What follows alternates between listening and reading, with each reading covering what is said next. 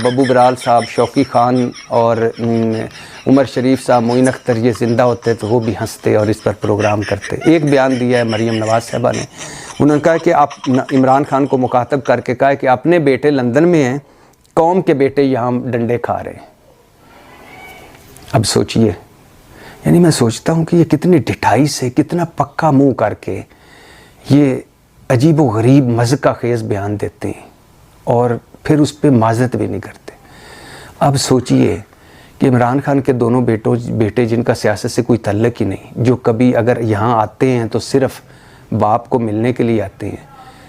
जो रहते ही वहाँ हैं, वो अगर बाहर हैं